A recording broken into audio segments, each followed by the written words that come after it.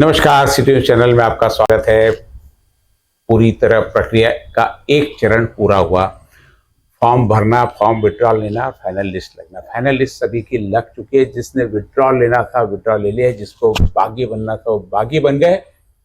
अभी के हालात ऐसे हैं, साथी बदले साथ बदले, बदले हैं हालात। साथी बदले साथ बदले, बदले हैं हालात। कौन बनेगा दूल्हा, किसकी निकलेगी बारात। आज का समय, जो वर्तमान समय में हमने देखे कि पिछली बार के विधानसभा के चुनाव और इस बार के विधान के सभा के चुनाव में बहुत सारी परिस्थितियां बदल गई। देश की परिस्थिति बदली है, महाराष्ट्र की परिस्थिति बदली है, वर्तमान में अमरावती की परिस्थिति बदली है। जो उम्मीदवार पिछली बार हाथ में कमल लेके घूम रहा था, आज उसी के हाथ में हाथ है। तो जो पंजे पे चिन्ह मांग रहा था वो कमल के समर्थन से चुनाव लड़ रहा है। तो ये सारी परिस्थितियां क्या, इसके लिए आम आदमी जिम्मेदार। आम आदमी बहुत ज्यादा कंफ्यूजन, उनसे पार्टी को वोट देना या व्यक्ति को वोट देना। व्यक्ति को वोट देना तो उसका पार्टी में क्या अस्तित्व हो, बाद में पार्टी में टिकेगा नहीं टिकेगा, कौन सी पार्टी में जाएगा नहीं जाएगा। तो इन सारी चीजों को लेके बहुत कंफ्यूजन। हम पिछले बार के विधानसभा के चुनाव, लोकसभा के चुनाव और वर्तमान में जो उम्मीदवार खड़े, उन सब चीजों पे चर्चा करेंगे। सारे चीज में मतदाता का गणित, क्योंकि सारा काम गणित के ऊपर है कि मतदाता का गणित किधर जाता है, किसके पार्टी के कितने वोट है और किस पार्टी से कौन खड़ा है। पिछली बार के वोट, अभी के वोट, फिर विधानसभा के वोट, लोकसभा के वोट। क्योंकि मत देने वाला बार बार क्या अपना मत परिवर्तन करता है या अपने मत पे कायम रहता है। तो फिर ये हर बार दो विधानसभा में आपस में वोटों का फर्क क्यों होता है। आदमी का कितना महत्व है, पार्टी का कितना महत्व है, विकास का कितना महत्व है, साथ ही चलते हुए हालात का क्या मतलब। क्योंकि हमने कहा साथी बदले साथ बदले। कुछ लोगों के साथी बदले, किसी का साथ बदल गया, किसी का हाथ बदल गया, किसी का कमर बदल गया। ये सारे बदलाव में जनता और वोटर वहीं पे, उसमें किसी प्रकार का कोई बदलाव नहीं। वह भी बदलाव चाहता है विकास के रूप में। तो ये विकास के रूप का बदलाव जो चाहता है वह कौन कर पाएगा, व्यक्ति, पार्टी या हालात। इन चीज पे चर्चा करेंगे। मेरे साथ में परिमल है और पिछले बार के जो वोट थे उस पे चर्चा, फिर लोकसभा के वोट और वर्तमान में खड़े उम्मीदवार, इन सब से चर्चा करके एक थोड़ा सा विश्लेषण, क्योंकि पूरा विश्लेषण हम अभी इसलिए नहीं दे सकते कि अभी हालात पूरी तरह बदलने के, हमने कहा बदले हैं, अभी उम्मीदवारों के हालात बदले हैं, अभी वोटर्स ने अपने हालात नहीं बदले। वोटर्स अभी तक वही कायम, वोटर कंफ्यूजन है कि मैंने क्या करना चाहिए। हर व्यक्ति से हर चौक पर सलाह होती है कि भाई हमने क्या करना है। पिछली बार तो कमल को दिया था, वो पंजे पे चले गए, जिसके पंजे पे दिया था वो कमल की सहायता से खड़े।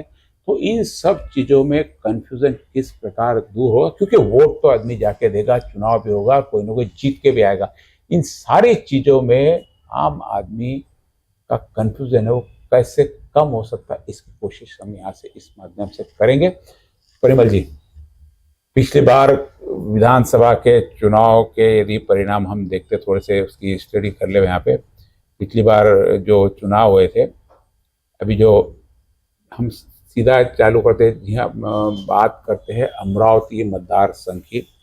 हम 8 विधानसभा के लेंगे, एक एक विधानसभा का एक एक विश्लेषण करेंगे। पिछली बार की परिस्थिति वोटर्स की क्या थी, उम्मीदवार की क्या थी, क्या वही उम्मीदवार रिपीट हुए या उन्होंने अपना पाला बदला है। कई लोगों ने पाला बदला, कई जगह वही उम्मीदवार।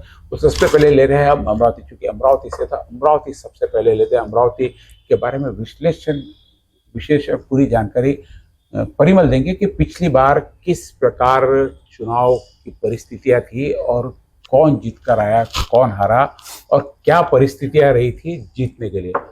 परिमल, हमने भी चर्चा कर रहे पूरे 8 विधानसभा की। सबसे पहले अमरावती विधानसभा के चुनाव ले। अमरावती विधानसभा के चुनाव के पिछले बार की सारी हमारे पास रिजल्ट हमारे सामने, क्या विश्लेषण आप करेंगे इसमें? देखिए, पिछले बार 2019 में अगर हम पार्टी वाइज देखें तो सारी परिस्थितियां अलग थी।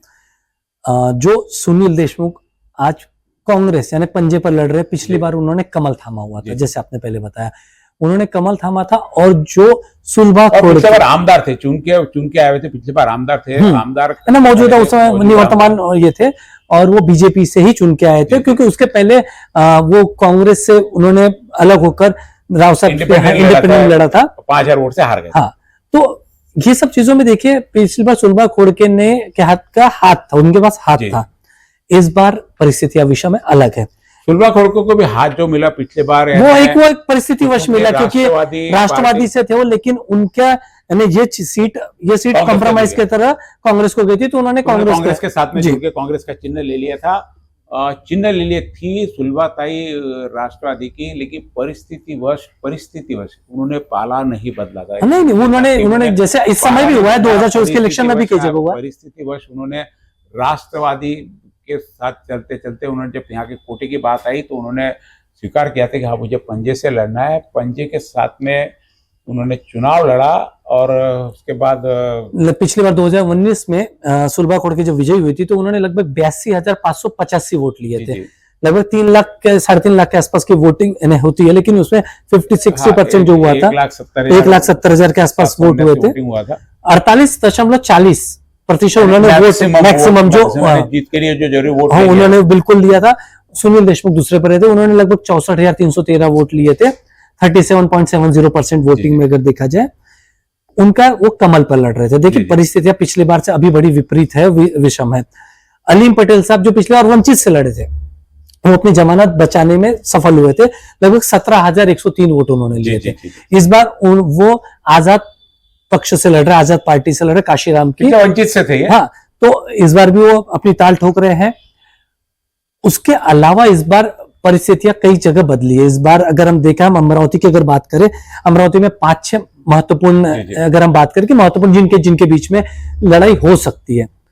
पिछले उम्मीदवार, ये तीनों उम्मीदवार तो बिल्कुल जैसे बिल्कुल के कांग्रेस के साथ में थी। जैसे कि मैंने बताया कि मूल में राष्ट्रवादी की थी, तो उन्होंने अपनी घर वापस कर ली है इस बार की परिस्थिति में। क्योंकि इस बार की परिस्थिति में यहाँ का कोटा, जहां अजित पवार ने ऊपर बीजेपी के साथ में युति की है, तो युति में यह कोटा अजित पवार के पास में छूटा है, तो वो वापस अपनी घर वापसी चलेगी सुलभाताई की। सुलभाताई ने पिछले बार कहा कि पाला नहीं बदला था, परिस्थितिवश उनको पंजा लेना पड़ा था और वापस, क्योंकि समविचारी पार्टी थी, आखिर राष्ट्रवादी कांग्रेस से निकली हुई, उन्होंने आपस में तय करके कि यहाँ पे पंजा लड़ेगा, लेकिन उम्मीदवार राष्ट्रवादी का दे दिया, पंजा ने दोनों का काम हो गया।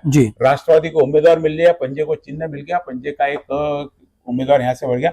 यदि परिस्थिति देखें यहाँ पे तो 82,585 वोट सुलभा खड़को को थे और 64,313 वोट बीजेपी के उम्मीदवार सुनील देशमुख को थे। 18,000 वोटों का आमदार थे, चुन के आए थे, और 17-18,000 वोटों का फर्क है। और साथ में अलीम पटेल को 17,103 वोट यहाँ पे मिले हुए। कुल मिलाकर देखा जाए तो यानी जो मुस्लिम वर्ग समुदाय का वोट है, ये कांग्रेस का माना जाता था। यहाँ यदि कोशिश की जाए या देखा जाए कि 82,000 और 17,000, कभी 1 लाख के आसपास पिछले बार भी कांग्रेस के कोटे के वोट थे। यदि हम बाद में इधर इस पे आ जाए, अपने अमरावती में अभी जो लोकसभा का चुनाव हुआ है पिछली बार तो सीधा लोकसभा का यानी चुनाव जो हुआ देश के में पूरी जगह सब यानी पोलराइजेशन करके हिंदुत्व के नाम पे चुनाव लड़े गया। तो उस समय भी देखो कि अमरावती में यहाँ पे कांग्रेस को 1,14,702 वोट थे। ये हो गए 1,14,702 वोट कांग्रेस के, जिसमें मुस्लिम समुदाय भी शामिल है। पंजे को जो लोकसभा में यहाँ से गए हुए, हमने पिछले बार भी अभी इसमें देखा, विधानसभा 2019 में भी वहां पे 17,000 और 82,000 से 1 लाख वोट पूरे कांग्रेस के। हम अलीम पटेल को भी उस समय मानते कि कांग्रेस का वोट बैंक उन्होंने खाया, नहीं तो पूरा वोट, ये 1 लाख वोट कांग्रेस को मिलते और 35,000 वोट से सुनील देशमुख की वहां पे हार होने की संभावना थी, जो कि अलीम पटेल ने और बाकी अन्य लोगों ने भी कुछ मिलकर 6,782 यानी बहुत कम है, कुछ 4.20% इन्होंने वोट लिया है। अब ऐसी परिस्थिति में वर्तमान की जो परिस्थिति सुलभा खड़को के राष्ट्रवादी से चढ़ी, जो मूल घर उनका वापसी है, और कांग्रेस, जिस कांग्रेस की हम 1 लाख वोट की बात कर रहे हैं, वहां से अभी सुनील देशमुख है। तो जो 1 लाख वोट है, अब ये क्या वापस कांग्रेस के पास में पूरे के पूरे जाएंगे? सुलभाताई को क्या 64,000 वोट जो बीजेपी के वो पलटेंगे? अलीम पटेल भी वापस खड़े हैं, अबरार खड़े हैं, इमरान इसे MIM से, इसे मुस्लिम लीग से खड़े हैं। 3 मुसलमान अच्छे हम दमदार कह सकते हैं, हाँ, कह सकते हैं कि जिनका उनका रसूख है जो अपनी कौम पर, मुसलमानों पे बहुत अच्छे सामाजिक कार्यकर्ता है। अब ये जो पिछले बार 17,000 अलीम पटेल ने लिए थे, 2 उम्मीदवार साथ में महत्वपूर्ण उम्मीदवार, ऐसे उम्मीदवार और भी मुस्लिम समुदाय से, लेकिन 2 महत्वपूर्ण जिन्होंने किसी पार्टी का दामन थामा, जिसमें एक प्रहार से डॉक्टर अबरार है और दूसरे है जो मुस्लिम लीग से मोहम्मद इरफान। 3 लोग हैं। अब 3 लोग मिलके कितना वोटों का बंटवारा करते, और वहां पे नारा चल रहा है अब की बार मुस्लिम आमदार।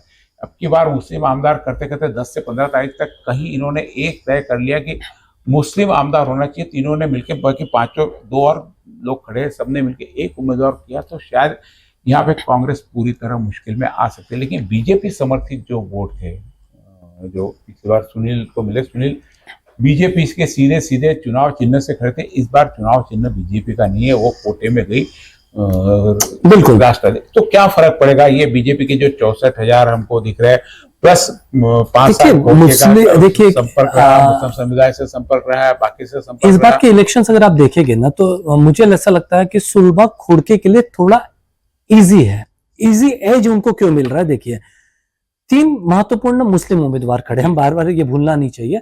और ये मुझे ऐसा लगता है कहीं ना कहीं मुस्लिम समाज में वोटों का बंटवारा अवश्य संभव है। कांग्रेस का जो 1 लाख का कोटा यहाँ पे उनको दिख रहा है अभी। देखिए, मुझे ऐसा लगता है कि कांग्रेस का 1,14,000 का जो कोटा जो उन्होंने अमरावती से लोकसभा में लिया था, लेकिन उसमें देखिए 2 चीजें हैं। एक समुदाय विशेष ने एक तरीके से नवनीत राणा के खिलाफ एक मोर्चाबंदी कर ली थी, एक चीज वो था। दूसरा एक चीज था कि यहाँ के बीजेपी के, चाहे आप माने न माने, यहाँ के बीजेपी के कैडर या बीजेपी के नेताओं ने उस तरीके का कार्य नहीं किया जो अपेक्षित था कि नवनीत राणा के लिए जो इजी होता था।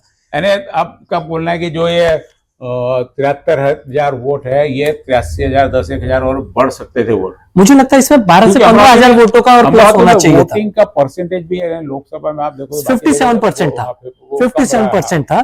तो ये अगर विधानसभा में बढ़ता है, देखिए 2 चीजें होती है, बिल्कुल 57 के आसपास परसेंट था। अब लेकिन एक मजे की, अब देखिए बहुत समय नहीं हुआ है लोकसभा चुनाव को बीते हुए, लेकिन नैरेटिव चेंज हुआ है। अब देखिए नैरेटिव चेंज होना, एक जो लोकसभा में जो नैरेटिव था उससे विपरीत अभी थोड़ा सा नैरेटिव थोड़ा अलग चल रहा है।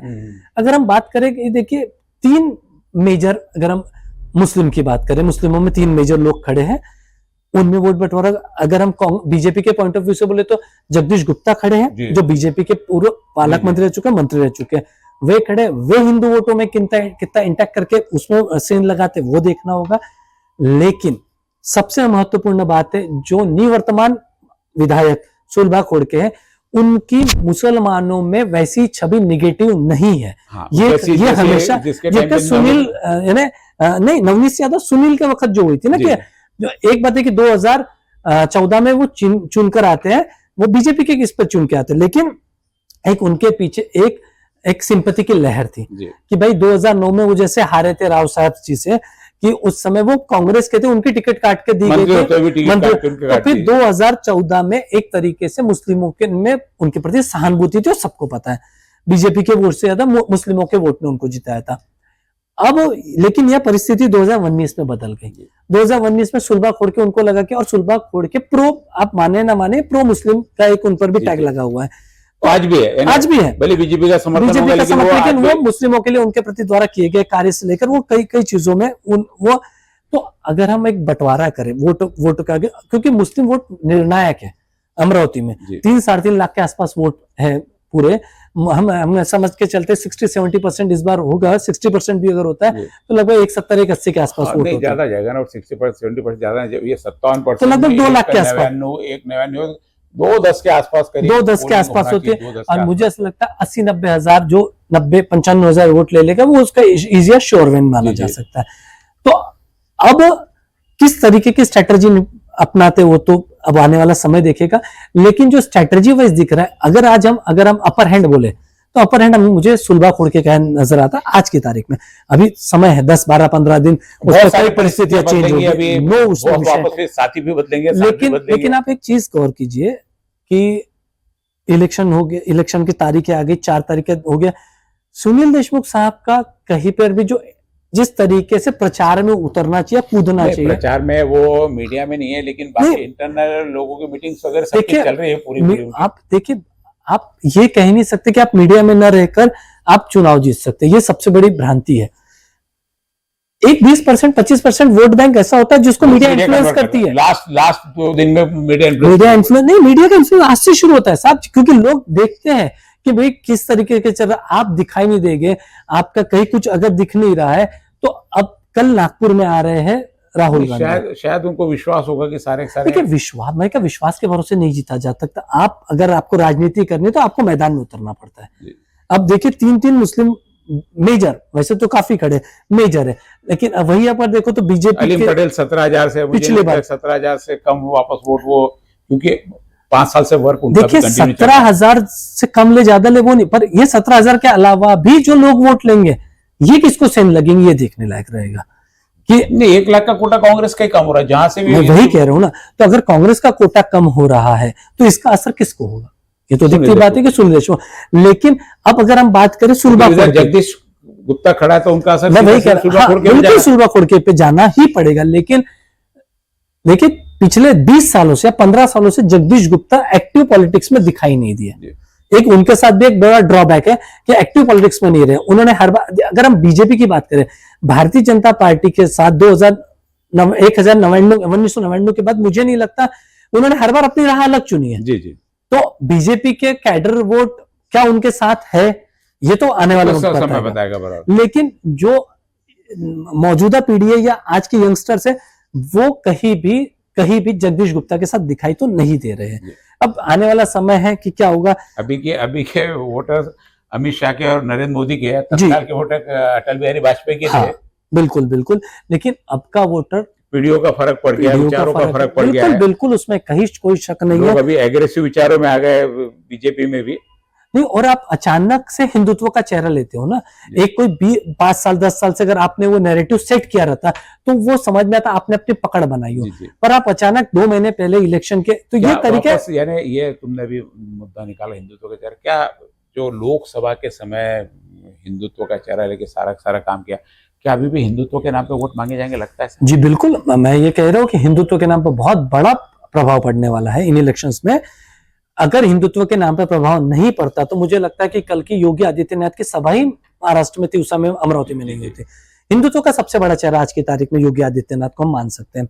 लेकिन देखिए क्या है, लोकसभा में क्यों हार हुई उसका अगर विश्लेषण करने बैठे तो उसका सीधा सीधा एक है कि बीजेपी बार बार कह रही है कि फेक नैरेटिव एक सेट किया गया था। लेकिन उससे ज्यादा हम आत्ममुक्त हो गए थे बीजेपी वाले कि भाई बस 340 बस आ गया, 400 अब के बार 400 पार का नारा उन्हें ले डूबा, क्योंकि उन्होंने लगा कि भाई जनता हमारे साथ है, जनता निकली नहीं जिस तरीके उनका वोटर है नहीं निकला, और सबको लगा मेरे वोट से क्या फर्क पड़ता है। बस वो है। तो इस बार क्योंकि अब जो समझ में आ रहा है कि स्वयं सेवक संघ आरएसएस ने भी अब, जैसे हरियाणा में हुआ कि संघ का जैसा ही आप प्रभाव देखते हो, संघ बाजी पलटने में माहिर है। और मुझे लगता है महाराष्ट्र विधानसभा में संघ ने कमर कसी हुई है, इसका बहुत इफेक्ट आपको देखने मिलेगा आने वाले समय में। निश्चित रूप से जो भी नैरेटिव सेट्स होंगे उसका फर्क कहीं ना कहीं पड़ना है, क्योंकि अब जैसे शुरुआत में बताया कि आम जनता कंफ्यूज है, आम वोटर्स कंफ्यूज है, उसको पार्टी से विचारों से मुक्त होना पड़ेगा। अब ये पार्टी के विचारों के कि मैं इसके साथ में हूँ, मेरी इसके साथ में आस्था है, मेरी उसके साथ में आस्था है, इस आस्था के साथ में चलते रहे तो निश्चित रूप से कहीं ना कहीं उनसे चुनाव करने में, क्योंकि आपने जिस आस्था से जिसको चुना वो जाके देखिए आस्था आम जनता ही क्यों पाले। जिस नेता के प्रति आस्था है वो अपनी आस्था हर साल बिगड़ जा रहा है, हर साल बदल ले रहा है। तो मुझे नहीं लगता कि अब किसी भी जो जीतता है वो अब मुझे लगता है जनता बहुत सुजान होगी, उनको पता है कि किसे वोट करना है। और मुझे लगता है आप कह रहे कंफ्यूजन, मुझे कंफ्यूजन की स्थिति नहीं दिखाई देती, वो प्री डिटरमाइंड होता है कि क्या करना है। हाँ, गट्ठा वोट की बात अलग है, मैं बार बार कहता हूँ गट्ठा वोट, लेकिन जो एक सुजान है, जिनको पता है कि कौन चीज क्या करेगा, किसे वोट देना, तो उसका भला है या उसके आने वाली पीढ़ी का भला। गट्ठा वोट का भी देखो फर्क तो विधानसभा के चुनाव में नहीं, लोकसभा के चुनाव, हर चुनाव में गट्ठा वोट का फर्क तो आता है। बिल्कुल, एक गट्ठा वोट जो जिस तरफ डायवर्ट होता है लाइन से पूरा डायवर्ट हो जाता है, पूरे की पूरे जितने भी आपके ये होंगी सब चीज बदल जाती है। वहां पे आदमी बदल जाता है, पार्टी बदल जाती है, लोग बदल जाते हैं और चुन के आ जाता है वो। ऐसी परिस्थिति में अब जनता करे तो क्या करे, क्योंकि हर आदमी, एक अकेला आदमी कुछ नहीं कर सकता। आपको आपका ग्रुप बनाना पड़ेगा, आपका समाज का सेटिंग करना पड़ेगा, सब लोग जब सब मिलके कुछ काम हो। जैसे इन्होंने बताया गट्ठा वोट कहाँ से आते हैं, और किस तरह, क्योंकि गट्ठा वोट हो वो एक डायरेक्शन में किसी के नेतृत्व में जाके किसी एक व्यक्ति पे जाके गिर जाते हैं और पूरा आपका किया हुआ है 75% काम बिगड़ जाता, तो 25% लोग सारा का सारा गणित इसमें आपके मत्थे मर के चले जाते। ऐसे परिस्थिति में मुझे लगता है कि पार्टी से ज्यादा आदमी, विचारों से ज्यादा व्यक्ति जो आपके काम आ सकता है, काम पढ़ सकता है, जिसको आपको इजीली अवेलेबल हो, जो भी आपको लगता है कि भाई हम इसके पास आसानी से जा सकते हैं और ये हमारे काम किया है, लोगों के अनुभव, ठीक है, जो पहली बार चुनाव लड़ रहा है उसका तो आपको कोई अनुभव, जैसे हम पप्पू पाटिल की बात करते हैं अभी यहाँ पे, मनसे का भी एक पप्पू पाटिल, आपने उसमें अपने चर्चा में छूट गया, पप्पू पाटिल भी यहाँ से गढ़कर राज साहब की सभा है, कहीं ना कहीं तो वो भी वोट बैंक पे असर डालेगा, बिल्कुल असर डालेगा, बिल्कुल असर डालेगा। देखिए क्या होता है, ये ले लिया कुछ नाम इधर के 6 से 7 लोग मुख्य धारा में हैं, सुलभा खोड़ के सुनील देशमुख, उधर से अलीम पटेल, डॉक्टर अबरार, मैं पार्टियों की बात कर रहा हूँ जो पार्टी से खड़े दावेदार पूरे पूरे मुस्लिम लीग से और इससे मनसे से पाटिल, ये सब मिलके मुख्य धारा, मुख्य प्रवाह के लोग हैं, यानी चर्चा में रहने वाले। ठीक है, पीछे जितने भी आपके ये होंगे वो पीछे कोई 10, 20, 30, 50, 100, 200 वोट वाले होंगे, लेकिन ये सब के आंकड़े 4 आंकड़ों से पार जाने वाले हैं। और ये सब आप समझिए, इस बार के जो विनिंग डिफरेंस रहेगा, मुझे नहीं लगता ये हजारों में, बहुत ज्यादा हजारों में जाएगा। नहीं, ये तो विनिंग डिफरेंस की बात, अभी तो कौन चुन के आएगा नहीं, आप समझिए ना, क्यों कर पाएंगे अभी चुनने, मैं क्या करूं, जो भी चुन के आएगा, कभी कभी लग जाता है जैसे प्रभाव। देखिए आप, जैसे पिछली बार 18,000 वोटों से, मुझे नहीं लगता 18,000 वोटों का इस बार किसी के विनिंग में रहेगा। मुझे लगता है वो नेट टू नेट कॉन्टेस्ट इस बार होने की संभावना अब तक तो नजर आ रही है। अब आगे क्या समय बदलाव लेता है, ये 10, 12, 15 दिन में कितना बदलता है, ये तो आने वाला समय। ये था अमरावती विधानसभा का पिछले बार का चुनाव का विश्लेषण, उसके बाद में साथ में हमने इसको लोकसभा जोड़ा और वर्तमान में जो मुख्य धारा में जो पार्टी के साथ में पार्टी का टैग लेके जो उम्मीदवार खड़े, सुलभा खोड़ के सुनील देशमुख, जगदीश गुप्ता, इधर से आप अलीम पटेल वो भी खड़े, उसके बाद में डॉक्टर अबरार डॉक्टर अबरार के बाद में मुस्लिम लीग से इरफान और पप्पू पाटिल मनसे से। ये मुख्य धारा में लोग हैं जो चर्चा में रहना है, जिसके आप भोंगे भी सुनोगे, पोस्टर भी देखोगे, रोज के चर्चा में सुनोगे, पेपर में भी ये लोग छपते रहेंगे। ये वे लोग हैं जो चर्चा में रहना। अब इसमें कौन किसके वोट काट रहा है, ये तो मैं आपको अभी इनडायरेक्टली रूप से भले बता दूंगा, अब कौन किसके वोट काट रहा है। अब वोट कटवा लोगों से किस प्रकार सावधान रहना है, किसके लिए वोट काटे जा रहे हैं, किसके संपर्क में वोट काटे जा रहे हैं, क्या वो चुन के आने के स्थिति में या है। तो ऐसे समय में जनता का विवेक और अपनी सुबुद्धि से अपना मतदान करें, मतदान करने जरूर जाए। ये अमरावती का विश्लेषण हमने किया। इसके बाद में 8 विधानसभा का एक एक विश्लेषण आपको इसी प्रकार से कि पिछले बार क्या टर्म्स थे, अभी क्या टर्म्स थे, आपके सामने प्रस्तुत करते रहेंगे। आप देखते रहिए सिटी न्यूज लगातार आप टीवी पर भी देख सकते हैं, यूट्यूब, फेसबुक, इंस्टाग्राम, ट्विटर, आप सब हर सोशल मीडिया के प्लेटफॉर्म पे सिटी न्यूज को आप लाइव देख सकते हैं। हमारी वेबसाइट है city24.news। आप लाइव चैनल हमारा उस वेबसाइट पे देख सकते हैं जो 24 घंटे आपको जिसमें टीवी दिखते रहेगा और सूचनाएं तुरंत उस पर अपडेट होती है। आप उसको भी सब्सक्राइब करें, उसको भी लाइक करें और आपके कुछ महत्वपूर्ण सूचनाएं हम तक पहुंचाएं, हम उस पर जरूर चर्चा करेंगे। नमस्कार।